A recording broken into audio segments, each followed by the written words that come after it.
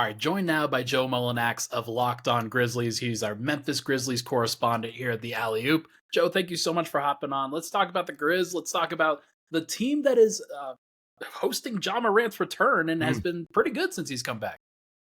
Yeah, he's a lot of fun. He makes basketball a lot more fun to watch, even when they're not winning as much as you'd like them to, given the current state of affairs in the play-in race and all the teams that are really good in the Western Conference that make things kind of challenging in that regard.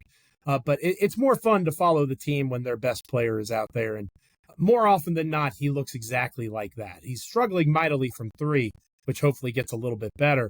But he's finishing at the rim with ease. He's doing a really strong job in terms of dribble penetration. He's finding open shooters. Those guys are often missing those shots, unfortunately, which is part of why the Grizzlies are not particularly good right now. But Ja Morant is very much Ja Morant on the basketball floor. And one of the positive things, I think we've talked about this earlier on, Ryan, is he's playing with that audacity without being that dude off the floor, at least not publicly, right? Sure. Like he's doing the two smalls, he's, dunking on Victor Wembanyama and tapping his head and all those sorts of things. He is being himself, which he wasn't being when he came back from the first suspension at the end of last season. So how long will this marriage of Ja past and present last? I don't know. Actions speak louder than words, and so far so good on that front when it comes to Ja Morant. Yeah, it's important, I think, when we talk about this team, 11-22 record. Right. Some of the numbers I'll list out here, 25th in net rating, 30th in offensive rating. That's going to have to figure out itself. It's bad. 11th in defensive rating is pretty good, and that will probably still sustain at least a little bit. Right. But I think the best way to kind of frame this is just before and after Ja's return. 6-19 before, 5-3 since. He hasn't played in all those games. I actually was at the Nuggets game where Memphis got blown out, but he missed due to sickness, and that was not a really surprising result because of that. But 5-3 is a much better pace. It is a much more realistic pace for a team like this, and I think that it's great to see. Unfortunately, 6-19 is a really deep hole to dig out of. So do you think they can?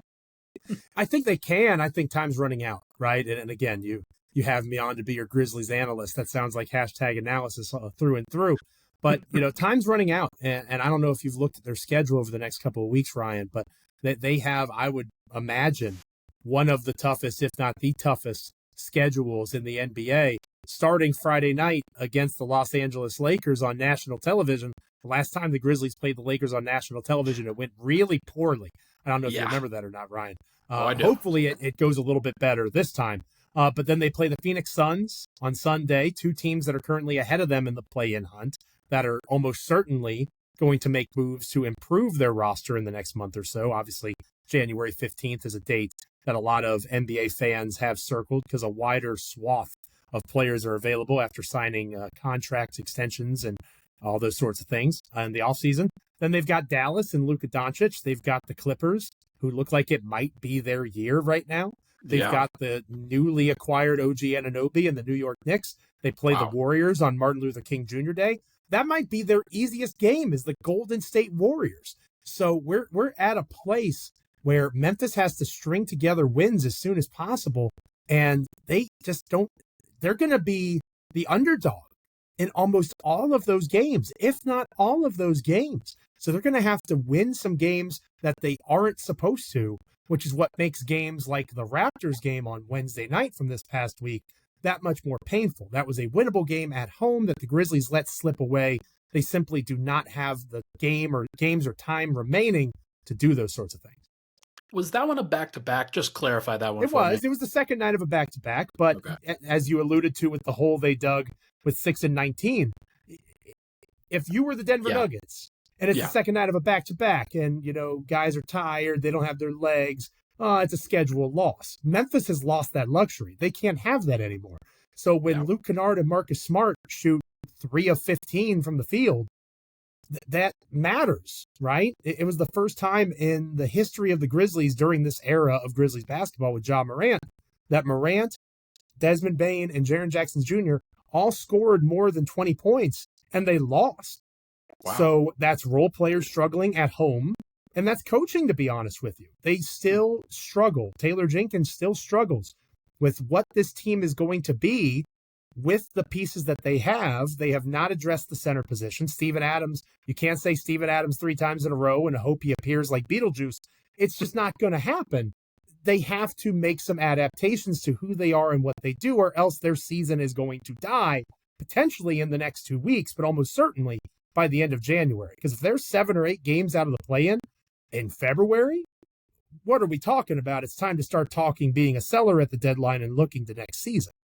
Yeah, and that's why these next 2 games, especially with the Lakers and the Suns, those are some measuring stick games too, because you talked about them being ahead of you in the standings, being ahead of you, and they have their own issues that they're trying to address. So I have to imagine that those are going to be some pressure-packed games. Those are going to be some fun ones, and Grizzlies fans are hoping that you get them, but you may not, because those are some pretty talented groups themselves that are also in desperation mode. So that is an interesting one for sure. And they are desperate in ways that the Grizzlies are not desperate currently, right? Like Desmond Bane is 25 years old. John Morant and Jaren Jackson Jr. are 24. They still theoretically have their best days ahead of them, even though it's pretty rough right now and they're approaching their primes. Like even the lost Lakers, season, the Lakers and the Suns, if they have a lost season, if they have a lost season, no, you're okay. It's all right. If the Lakers and the Suns have a lost season, Kevin Durant's in his mid-30s, right? Yeah. LeBron James is the oldest player in the NBA right now, I believe. They are running out of time, literally. The Grizzlies are running out of time on 2023, 2024. The Lakers and Suns are running out of time, and their futures look very bleak, especially Phoenix, once these dudes age out. So they have to do it now. And that desperation is going to probably come at the expense of the Grizzlies if Memphis does not make the changes required to compete with these teams. I think we entered this year with the possibility that this could be a lost season for Memphis, and okay with that. Just the way that, hey, a 25-game suspension, you bring in Marcus Smart to try to stop the bleeding a little bit, but most important thing is that you've got this team locked up for the long haul. They've got some young pieces, and you're trying to build out and understand, okay, this is a longer runway. We've talked about that multiple times. So it is fair. But also, this is a team that was a 2 seed last year. That was a 2 seed, I believe, the year before.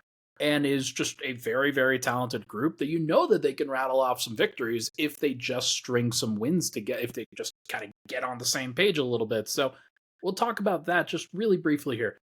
30th in offensive rating, I mentioned. 30th in 3-point percentage, 28th in 2-point percentage. What is the problem? Is it not generating enough good shots, or is it that they're just not hitting the open ones? It's all the above, to be honest with you. It's all of those things and then some.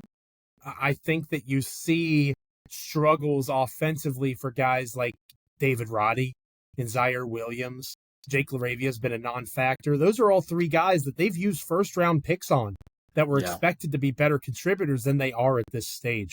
Marcus Smart has shot poorly. I think he's something like 38% from the field, maybe a little bit better, but that's really bad. That's Dillon Brooks-esque, right? And we've talked about one of the reasons, I think it was on this program, that one of the reasons I was excited about Marcus Smart was he wasn't going to be Dillon Brooks. Well, damn if he's not Dillon Brooks right now. And guess who isn't Dillon Brooks right now? Dillon Brooks. Dillon Brooks, now, there's reasons for that, as, again, I think we've talked about. Dillon's in a different role that he never would have accepted in Memphis, but he's accepting in Houston because it's a different place and a different coaching staff. He hasn't been asked to be for the Rockets what he was asked to be for the Grizzlies. So, again, context matters. I think there's reasoning for that with Dillon Brooks. But Marcus Smart is not holding up his end of the bargain offensively. Defensively, he's phenomenal. He'll defend De'Aaron Fox one possession and then Domantas Sabonis the next, which is a lot of fun to watch. But offensively, he's not scoring. He's not shooting the way he's supposed to. Luke Kennard, while still shooting 42% from 3, is having the worst shooting season that he's had in the last 3. So the guys that you're counting on to be those guys are not contributing the way that you wanted. Plus, they bring in a new assistant coach offensively who's supposed to help reinvigorate the schemes. That's not happening. Again, John Morant has a lot of gravity to him. He creates opportunities for guys to score, and they're just not converting consistently. And that is a roster construction problem. That's a roster development problem. And at some point, it has to be laid at the feet of the front office and the coaching staff. It's a heck of a lot easier to fire those guys than it is to fire players. But at the same time, you again, especially in the case of Smart and Kennard, those dudes are getting paid. They're not on their rookie contracts. You expect more from those guys than you're currently getting, especially Smart offensively. Yeah, I was my next question here was going to be about the plan, and just like you've got Ja, you've got Desmond Bane, you've got Jaren Jackson. You bring in Marcus Smart as this other kind of fourth starter, ideally, but somebody who could fill in for Ja in the interim. That obviously didn't really happen that well, but I'm still wondering for you, do you think this plan is still a good one with those four guys together? Does it make sense? Or is there something that's blocking that? I think that they're entering a really tricky tightrope situation where we don't have enough information to know for sure because of the Morant suspension, because Marcus Smart was injured before the Morant suspension. That's one of the reasons that it didn't work out as well, because there was a run of time where both Morant and Smart were out, and you had to ask even more of Desmond Bane, who, if the Grizzlies were a better basketball team, Bane would be an all-star. But understandably so, Bane's not going to be because the Grizzlies are bad, and the Western Conference is loaded with really good guards. Loaded. I think that you look at this team, and they're going to have to make a tough call, because the one guy who has legitimate value in terms of a trade deadline type of deal is Marcus Smart. Like Luke Kennard, I'm a pretty good salesman. I could talk somebody into giving me a big that they don't want to pay that money to in exchange for Luke Kennard, or another wing. Maybe it's a longer term deal that Memphis can eat a little bit more easily, and then they can save some tax money opting out of Kennard's contract in the summer. I could sell that. You don't have to sell Marcus Smart. You've seen him compete in the postseason. He is a 16-game player, like Draymond Green would say. He's struggling offensively right now, but throughout his career, the numbers back it up. He's a better postseason player than he is a regular season player. Somebody's going to buy on Marcus Smart. It might be a couple of second-round picks. It might be a young prospect, but there's value there. And they're going to have to make a call, because they're not trading Desmond Bane. They're not trading Ja Morant. They're not trading Jaren Jackson Jr. Those three guys are untouchable, much like how for Golden State in the past it's been Draymond Green, Klay Thompson, and Steph Curry. The pieces around those guys have changed a heck of a lot over the years. And it feels like this is a window over the next 6 weeks if they cannot get to the play-in precipice, if they can't get to 3 or so games outside around the trade deadline. Maybe they make some major moves and they set themselves up for the second chapter of this era where they have a heck of a lot new guys around those big three. This month of January in 2024 is going to be really significant. And the next time we have a conversation, as I know we will in a few weeks, we're going to be talking about hopefully them having made their decision at the fork in the road. Are they going to be a buyer and go and get a Clint Capella, Andre Drummond, Kelly Olynyk, that type of big to try to replace Steven Adams? Maybe they do it sooner, but I don't necessarily see them doing that. I think they want to wait and see. Or do they sell and they move on from a Luke Kennard or a Marcus Smart? They're at the line where they have to make a choice here pretty soon. I in a long-winded answer, I wish we had more time, but it's running out. I still believe in what it could be, but we may, because of the Steven Adams injury, never fully know what could have been. And that's frustrating on a variety of levels. That would probably be an entirely different segment on another podcast. Yeah, I mean, it's going to be fascinating, man. I'm hopeful that this team kind of turns it around, because the league is better with Ja and Memphis being the level that they were at last year and continuing to play with this. It was a lot of fun. I am so jealous of the Oklahoma City Thunder. The current Oklahoma City Thunder are the 2021-2022 Memphis Grizzlies. I look at them longingly, like the Wolverine meme, right? Looking at a picture. That is how I feel. And I hope Thunder fans enjoy this time, because they're eventually going to be the Memphis Grizzlies when they have expectation. And they might fall short of those expectations. And that is nowhere near as fun as what the Thunder are currently enjoying. So I think that's a tough reality that Grizzlies fans are coming to. Now they're expected to be something more, and for a variety of reasons, they're not able to achieve that. Last one here for me, because I think you firmly answered the buyers versus sellers question for me. Well, thanks. If you had to pick one of the wings/forwards that the team has drafted over the course of these last few years, which one are you keeping around? Just Oh my committing to gosh. one of them. This is like, I can't say the game that I want to say. uh, this is hard because, to be honest with you, I'm ready to move on from all of them. I think that there's been so much failure to be able to build a competent rotation. It's hard to argue for any of them at this stage. Ziaire Williams has shown the most flashes, I guess, of rotation caliber player. David Roddy has been consistently an end of the rotation guy. He's defensively versatile. Jake LaRavia has done very little outside of the G League. And that's not to say he can't be a good NBA player. There's countless examples of guys like him being late bloomers. But again, the Grizzlies are running out of time, right? Like they made a trade to double, triple down on youth. They move on from a DeAnthony Melton who's having success in Philadelphia. They move on from a Grayson Allen who's doing good things at Phoenix. Before that was doing good things in Milwaukee. And again, context matters. Desmond Bane probably doesn't become what Desmond Bane is now if Grayson Allen is still with the Memphis Grizzlies. But the fact remains there are Kyle Andersons and types like that. I'm not going to argue for Tyus Jones because I've talked about him being a good substitute teacher on here before. Sure. But DeAnthony Melton could be on this roster right now. And he would be massively helpful. He'd be another Marcus Smart. And I think that there is a lot of, if it comes to postmortem, there's a lot of things that you can point at and say that is an organizational failure.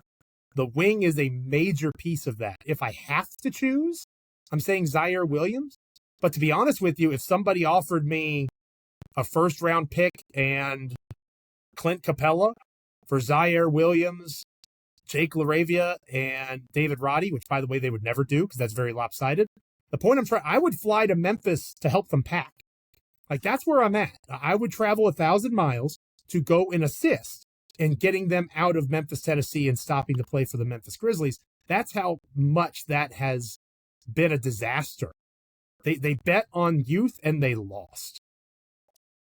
That's too bad. It's like you never want to see that. You want to see the plan work. And again, they're still young, right? Sure. They're still young, and that's the hardest thing. You are you trying to contend or are you not?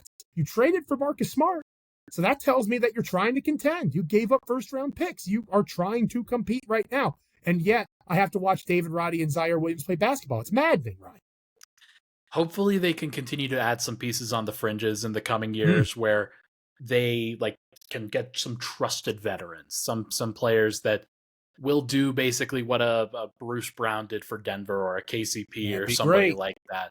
I know that that's exactly what you guys are hoping for, and maybe that's not a this year thing, but maybe it's an off-season thing that we can revisit. So we'll have a better idea here the next time we chat. Yeah, I'm looking forward to it. It's going to be fun. We'll have to track this for the next 6 weeks. Thank you so much, Joe. He is Joe Mullinax of Locked On Grizzlies, covering the Memphis Grizzlies here for the Alley-Oop. Thank you so much for tuning in. We'll chat again soon, all right? Absolutely, Ryan. Thanks for having me, buddy.